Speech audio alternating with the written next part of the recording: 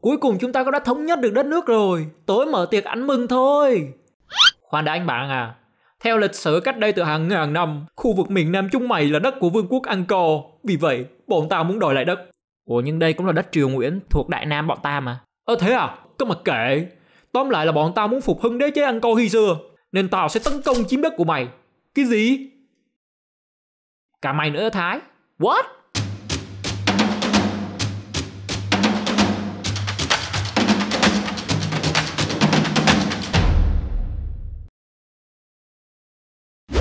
Việt Nam của những năm 50 đầu năm 60.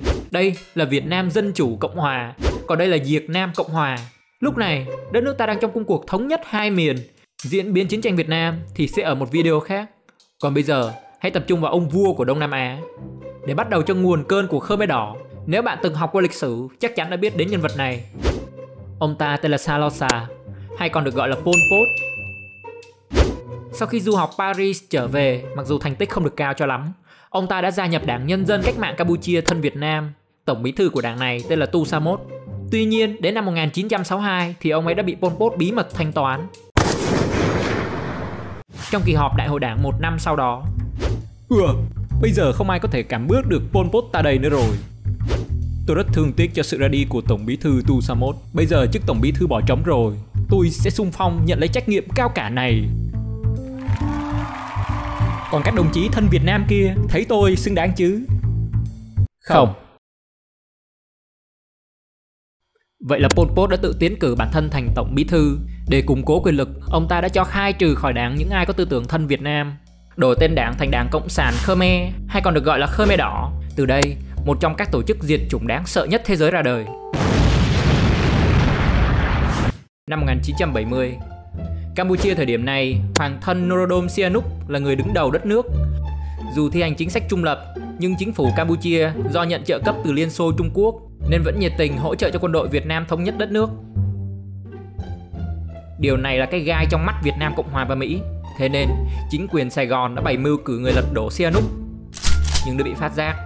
Qua sự vụ này càng đẩy chính phủ Campuchia ngả về khối xã hội chủ nghĩa. Kế hoạch lật đổ Sihanouk thất bại rồi, làm sao đây? Không còn cách nào khác. Hãy rải bom giải thảm Campuchia cho ta. Yes sir. Vậy là Mỹ đã cho thả hàng triệu tấn bom xuống đất Campuchia hòng để tiêu diệt lực lượng Bắc Việt, nhưng cũng khiến dân thường Campuchia bị vạ lây. Điều này đã làm lung lay chính sách trung lập của Sihanouk không muốn chơi với bất kỳ ai nữa. Tuy nhiên, trong nội bộ, Thủ tướng Campuchia tên là Lon Nol lại thích chơi với Mỹ. Lợi dụng lúc hoàng thân Sihanouk đang công du đến Pháp, ông ta đã phát động đảo chính, lật đổ chính phủ Sihanouk và tiến hành các hoạt động chống lại Bắc Việt. Quân đội Bắc Việt bị kẹp ở giữa nhưng vẫn kiên cường chống trả, thành công giữ vững được căn cứ trên đất Campuchia. Còn ông Hoàng Sihanouk sau khi bị lật đổ đã qua Bắc Kinh sống lưu vong. Ơi chết tiệt, cái thằng Lon Nol chết tiệt, không ngờ hắn lại dám lật đổ ta. Sao không hợp tác với một tổ chức kháng chiến trong nước chống lại Lon Nol? Tiền bạc, vũ khí cứ để anh lo. Ok chốt kèo nhá, cứ chờ nó đi tên cún kíp. Quá cay trước hành động láo cá của Lon Nol nên ông ta và chính quyền Bắc Kinh đã quyết định hợp tác và hỗ trợ cho Khmer Đỏ đánh lại chính phủ Lon Nol. Trên thực tế, Khmer Đỏ đã biến Sihanouk thành bù nhìn. Với danh nghĩa của hoàng thân Sihanouk, tổ chức Khmer Đỏ đã phát triển mạnh với tốc độ chóng mặt. Tư tưởng của Pol Pot là theo chủ nghĩa dân tộc cực đoan. Ông ta cho rằng dân tộc Khmer phải hy sinh để gây dựng lại đế chế Angkor lừng lẫy 1000 năm trước. Ngoài ra, do lo ngại Việt Nam sau khi thống nhất sẽ lập một khối liên bang Đông Dương và nắm vai trò thống lĩnh, nên Pol Pot đã cho thanh trừng bất kỳ ai thân Việt Nam. Đến năm 1973, khi Hiệp định Hòa bình được ký kết, Mỹ rút quân khỏi Việt Nam, không còn viện trợ từ Hoa Kỳ, chính quyền Lon Nol bắt đầu suy yếu. Và đây là cơ hội cho Khmer Đỏ. Thưa ngài, quân Khmer Đỏ đang tiến sát thủ đô, ngài có sách lược đối phó không ạ? Đây, ta đang đối phó đây. Ngài đang làm gì thế ạ? Để Mỹ nói cho mà nghe. Đây là vòng lập trấn yểm để bảo vệ thủ đô đấy. Em nghĩ là chúng ta nên... Dạ không có gì đâu ạ. Do tình hình chiến sự ngày càng tồi tệ đã khiến cho tâm trí Lon Nol hỗn loạn, phớt lờ hết mọi lời khuyên của cố vấn mà chỉ tin vào thầy bói. Đến cuối tháng 3 năm 75 thì Khmer Đỏ đã tiến vào thủ đô. Thấy bùa chú không có tác dụng, Lon Nol hãi quá từ chức bỏ chạy ra nước ngoài. Chính quyền Pol Pot sau khi nắm chính phủ đã đổi tên nước thành Campuchia Dân Chủ, đi theo đường lối nông nghiệp thuần túy, ép toàn bộ người dân trong thành thị về các vùng nông thôn để lao động khổ sai. Trong giai đoạn này, chúng đã thẳng tay tàn sát những ai có tri thức hoặc không phải người Khmer. Toàn bộ 20.000 người Việt Nam và hàng trăm ngàn người dân tộc khác trên đất Campuchia đã bị chúng trừ khử. Ngoài ra, hai nhánh chính trị khác của Khmer Đỏ do khắc hệ tư tưởng cũng đã bị Pol Pot cho đăng xuất. Vào 30 tháng 4 năm 1975, quân giải phóng đã tiến vào dinh độc lập, chính quyền Sài Gòn sụp đổ và Việt Nam đã hoàn toàn được thống nhất. Điều này đã khiến cho Trung Quốc rất bất ngờ. Mặc dù họ đã từng hỗ trợ cho Việt Nam trước đây, nhưng Trung Quốc không hề muốn Việt Nam thống nhất, thoát khỏi sự dựa dẫm vào họ. Ngoài ra, mối quan hệ Trung Xô đã chuyển bạn thành thù do xung đột biên giới, mà giờ Việt Nam lại rất thân thiết với Liên Xô đã khiến cho anh Tàu lo lắng. Thế nên, chính quyền Bắc Kinh đã nhiệt tình hỗ trợ vô điều kiện cho Khmer Đỏ để kiềm chế sức mạnh của Việt Nam. Nhận viện trợ khủng từ Trung Quốc như được hất cùn, Khmer Đỏ lên cơn ngáo ảo tưởng sức mạnh, bắt đầu tấn công quấy phá Việt Nam và Thái Lan, hòng để lấy lại hào quang Angkor một thời. Báo cáo chỉ huy, bọn Khmer Đỏ vừa tấn công đảo Thổ Châu, bắt cóc hơn 500 dân thường của chúng ta rồi ạ. Cái gì? Nhận được tin này, Việt Nam tức tốc cho quân từ đảo Phú Quốc đánh đổ bộ và chiếm lại Thổ Châu. Sau đó, dồn quân tấn công đảo Polowai vì nghe tin dân thường bị bắt tới đó.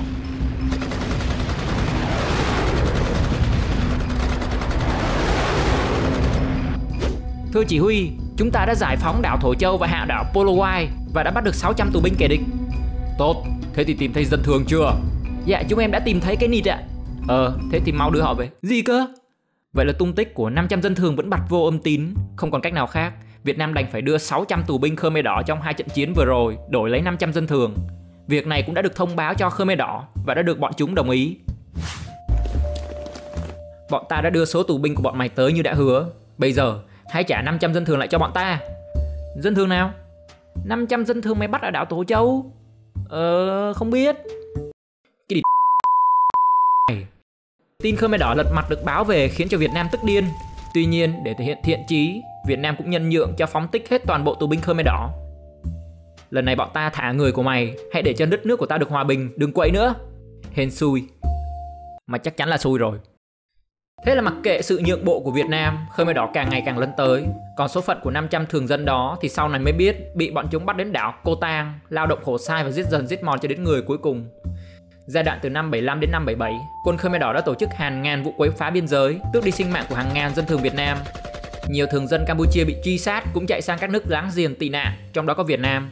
Trong số đó có thủ tướng tương lai của Campuchia, Hun Sen, là một sĩ quan đã đào ngũ khỏi Khmer Đỏ và đã được Việt Nam bảo hộ. Thưa chỉ huy, bọn Khmer Đỏ càng ngày càng quá quắt, kiểu này phải quánh một trận răng đe cho tụi nó sợ. Nhất trí. Vậy là cùng năm đó, Việt Nam đã tập hợp lực lượng mở combat trên biên giới. Với kinh nghiệm chiến trường cùng với lợi thế quân số, Việt Nam nhanh chóng hồi mã thương Khmer Đỏ qua biên giới 20 km rồi mới rút quân xem như cảnh cáo. Đầu năm 1978, Việt Nam muốn đàm phán giảng hòa nhưng đã bị Khmer Đỏ từ chối. Ta cũng đã đưa những hành động man rợ của chúng ra Liên Hợp Quốc, nhưng đã bị bơ đẹp.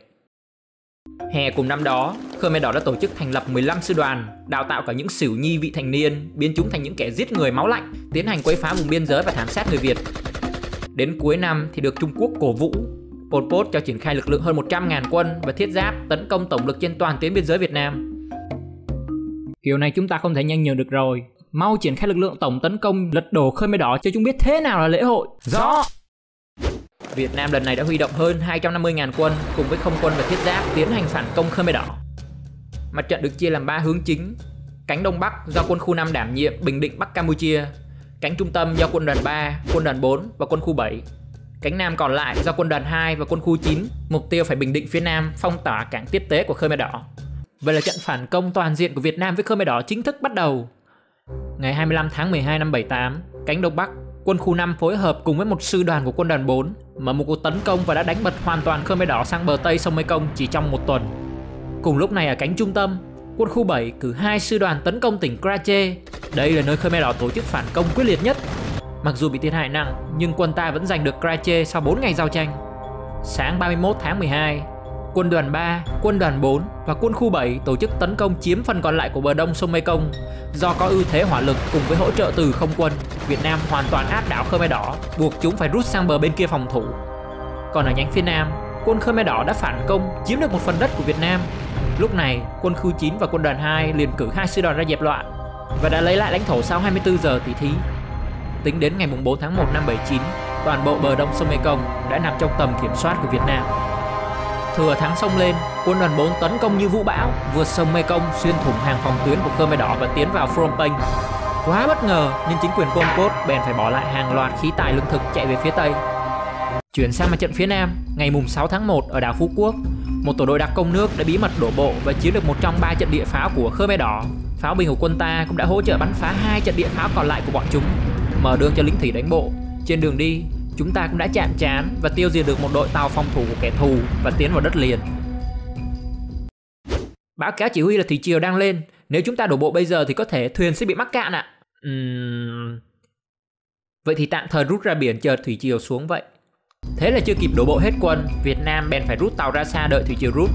Tuy nhiên, một vị chỉ huy do nóng vội đã tập hợp một tiểu đoàn xe cơ giới tiến về phong tỏa cảng tiếp tế Sihanoukville, và kết quả là đã bị kẻ địch phục kích và tiêu diệt toàn bộ. Nghe tin thiệt hại bất ngờ từ lính thủy đánh bộ đảo Phú Quốc, quân đoàn 2 liền điều một sư đoàn tiến công giải vây. Sau khi chiếm được tỉnh Chúc và Kampot, hội quân với lính thủy đánh bộ, cả đội cùng hợp lực tiến về đánh chiếm và phong tỏa hoàn toàn cảng tiếp tế của Khmer Đỏ. Quay trở lại mặt trận Đông Bắc, ngay khi chiếm được thủ đô Phnom Penh từ ngày 7 tháng 1, quân khu 5, quân khu 7 và một sư đoàn của quân đoàn 3 mở một cuộc tấn công trên toàn mặt trận. Do bị ăn hành quá nhiều từ các trận chiến trước đó, nên Khmer Đỏ ở các khu vực này chỉ có thể chống trả bằng cách trận đánh du kích.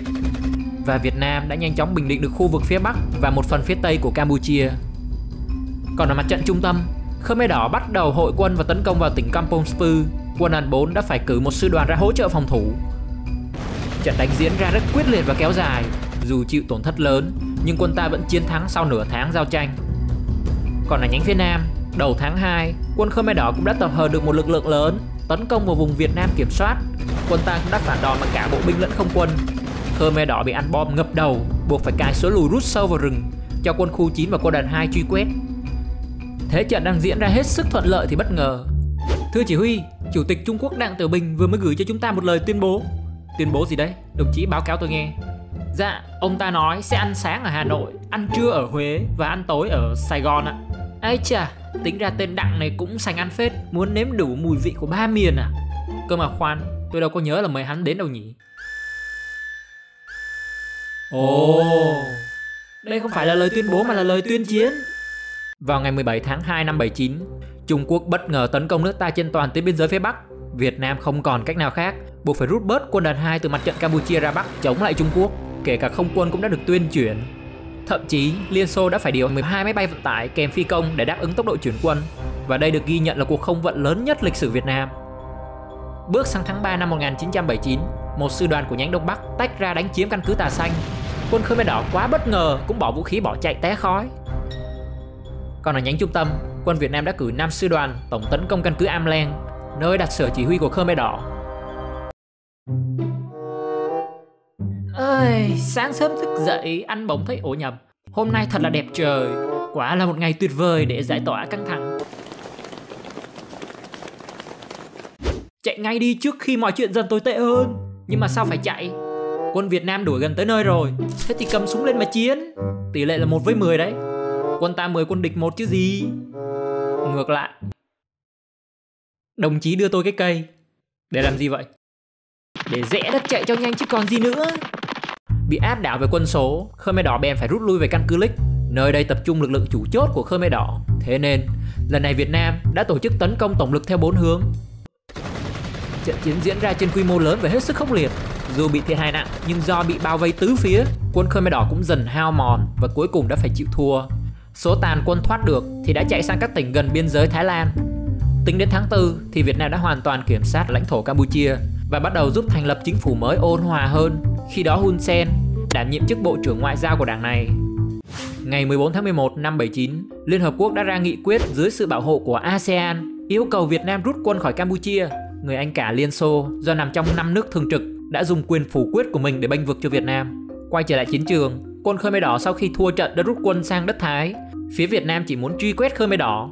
Tuy nhiên, sự hiện diện của Việt Nam đã khiến cho Thái Lan lo sợ. Do thời điểm đó, lực lượng quân sự của Việt Nam được đánh giá là mạnh nhất khu vực, còn của Thái Lan thì khá yếu. Vì lo ngại an ninh đất nước bị đe dọa, nên họ đã đồng ý cho Trung Quốc dùng đất Thái để chuyển hàng tiếp tế cho Khmer Đỏ. Ngoài ra, còn sắm sửa nhiều khí tài quân sự từ Mỹ để đề phòng Việt Nam. Năm 1981, Hoàng thân Sihanouk ở Bắc Kinh đã thành lập Đảng Bảo Hoàng, liên kết với Đảng Mặt trận Giải phóng Dân tộc Campuchia KPNLF do CIA Anh Quốc tài trợ và Khmer Đỏ do Tàu tài trợ chống lại Việt Nam và chính phủ ôn hòa Campuchia non trẻ. Trong hè năm 1984, Việt Nam bắt đầu huy động tấn công truy quét lực lượng của ba phái. Bằng cách sử dụng chiến thuật gài mìn đánh du kích, chúng đã gây thiệt hại lớn cho quân ta. Cuộc truy quét đã kéo dài tới tận đầu năm 1985 lấn sang đất Thái. Quân Thái cũng đã bắt đầu cử không quân và bộ binh trợ giúp cho ba phái này và cũng chịu thiệt hại không ít. Lúc này, quân KPNLF cũng đã được chuyển sang cho quân đội Thái Lan chỉ huy. Đến cuối năm 1989, quân chính phủ Campuchia đã đủ mạnh nên quân đội Việt Nam đã hoàn toàn rút quân khỏi Campuchia. Thấy vậy, Khmer Đỏ lại nhảy vào nhưng không thể mở rộng được địa bàn. Năm 1991, sau một năm đấm nhau bất phân thắng bại, chính phủ ôn hòa quyết định cùng phe chống đối ký kết hiệp định nhằm tiến hành bầu cử và giải giáp quân đội. Tuy nhiên, Khmer Đỏ biết mình sẽ không có lợi trong cuộc bầu cử nên vẫn hoạt động quân sự, tuyên bố không chấp nhận bầu cử. Và kết quả là Đảng Bảo Hoàng, con trai cả của Hoàng thân Sihanouk, chiếm số phiếu cao nhất. Đứng thứ hai là Đảng Cộng sản của Hun Sen. Và cả hai đã được nhận chức thủ tướng vào năm 93. Tên gọi Vương quốc Campuchia được khôi phục với Hoàng thân Sihanouk được đưa lên làm vua trở lại. Với sự công nhận của Liên Hợp Quốc, các khoản viện trợ giờ đây đã dần chuyển qua cho quân chính phủ, kể cả Trung Quốc cũng dần bỏ rơi Khmer Đỏ. Này anh bạn à, chuyện gì thế? Nếu như các bạn đồng ý đào ngũ khỏi Khmer Đỏ về phục vụ cho quân chính phủ thì chúng tôi sẽ đặt lệnh ân xá. Các bạn thấy thế nào? Người nghĩ bấy nhiêu đó có thể làm lung lay lòng trung thành của bọn ta sao? Chứ còn gì nữa. Uy tín nhá. Ok. Vậy là đã nghèo còn mắc cái eo. Khmer Đỏ lúc này lại phải chịu tổn thất do một lực lượng lớn quân số và chỉ huy đã đào ngũ. Tới đầu năm 97, hai thủ tướng của Campuchia lại xảy ra xích mích. Con trai của Hoàng thân Sihanouk bắt đầu tìm tới đàm phán với Khmer Đỏ để lập lại liên minh. Và chuyện này đã tới tai Hun Sen. Thế nên, ông ấy đã phát động một cuộc đảo chính lật đổ Đảng Bảo Hoàng của con trai Sihanouk. Một năm sau, Đảng Cộng sản của Hun Sen đã giành chiến thắng trong cuộc bầu cử, trở thành thủ tướng duy nhất của Campuchia cho tới tận ngày nay. Giai đoạn từ năm 98 đến năm 99, Pol Pot đã chết do suy tim và các thành viên Khmer Đỏ đã ra đầu hàng chính phủ. Kể từ đó, chủ nghĩa man rợ diệt chủng Pol Pot đã chính thức kết thúc.